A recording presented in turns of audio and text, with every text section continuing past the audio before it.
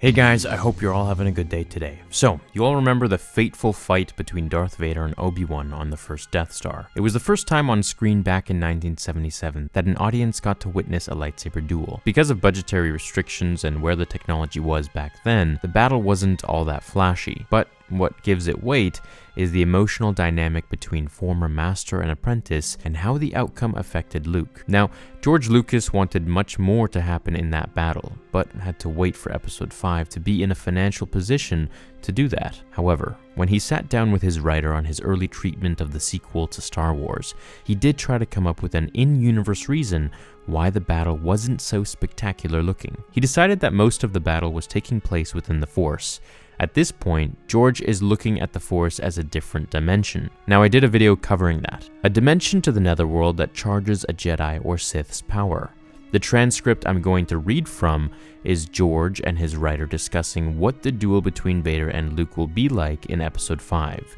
But in that, we learn much more about the Obi-Wan Vader fight on the Death Star and why Vader couldn't use any Force powers against his former master. I'd like the end conflict to be a moral conflict, in addition to a physical one, he says. It should have Vader using a moral law that we learned earlier, but Vader turns it around. It has to be a mystical thing, something you can look at from two sides.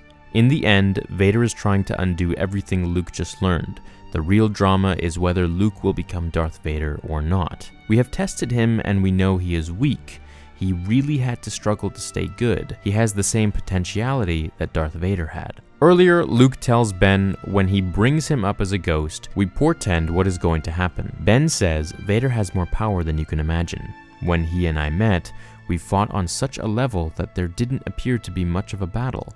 It appeared to be a sword fight, but it was a battle of our wills that was really going on in the beyond. I'd like to make it to a battle with lightning or electrical bolts and throwing things around the room. An exorcist kind of battle where you can bring all kinds of supernatural powers to bear. We'll have Ben say, Vader couldn't use his supernatural powers, the Force, against me because I was too strong. He had to rely on brute force, which wasn't of any value because I was too advanced for that. So everything he did to me was useless. An exorcist kind of battle. Well, we got telekinesis and the big reveal at Cloud City, but lightning and electrical bolts? What if we had seen Vader use Force lightning? And what did you think about how Vader can't use the Force on Obi-Wan because he is too powerful? He had to rely on his cybernetic enhancements and his strength to beat him. At this point in Lucas's mind, it's possible to return to flesh and blood after having become a Force ghost. In Star Wars lore now, that is in canon of course, Jedi and Sith use Force shields to protect themselves from Force attacks. But if their opponent is stronger in the Force than them, that protection begins to break down. That's why Vader can force push and choke the average Jedi with no problem. He even force pushed the Emperor after learning of Padme's death. See, that's interesting, how you simply can't access the Force on someone better trained than you. But what if George had stuck with this idea? I mean, it would have changed that part of the comic.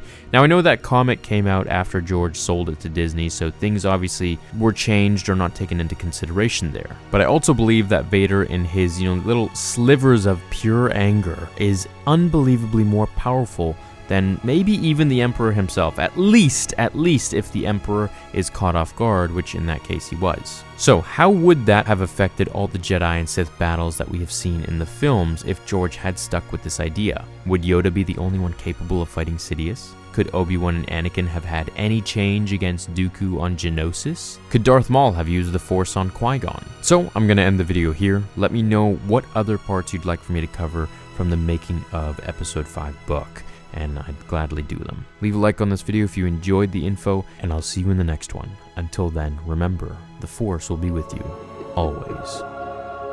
Now, fulfill your destiny.